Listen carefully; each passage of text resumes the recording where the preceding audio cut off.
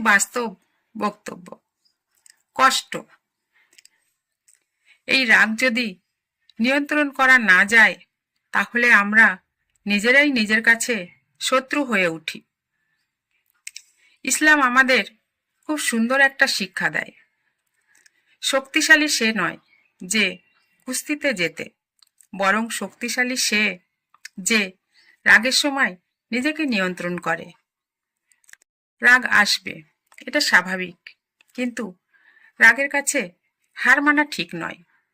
যখন রাগ আসবে এক মুহূর্ত থামুন, চুপ করে ঈশ্বরকে স্মরণ করুন।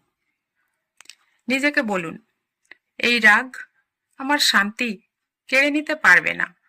যে মানুষ কষ্ট দিয়ে থাকে সে হয়তো ভুলে যায় নিজের রাগ নিজেকেই প্রতিদিন পোড়ায়। তাই ক্ষমা করে দিন। ক্ষমা করা মানে দুর্বল হওয়া নয়, ক্ষমা করা মানে নিজেকে মুক্ত করা। সব কথা সবাইকে বলা যায় না, এটা সত্য, কিন্তু সব কষ্ট নিজের ভেতরে জমিয়ে রাখাও ঠিক নয়।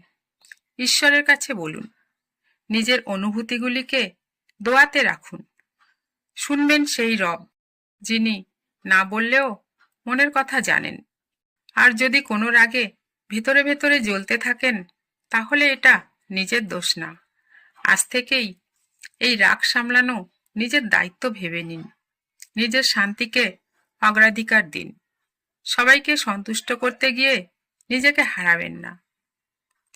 যে কষ্ট আপনাকে ভালো মানুষ থাকা থেকে দূরে সরিয়ে দেয়, সেই কষ্ট থেকে বেরিয়ে আসাই সবচেয়ে বড় জয়। ঈশ্বর আমাদের সবাইকে এমন অন্তর দান করুন যেখানে রাগ নয়, থাকবে সবর, অশান্তি নয়, থাকবে শান্তি, আর কষ্ট নয়, থাকবে তার উপর ভরসা।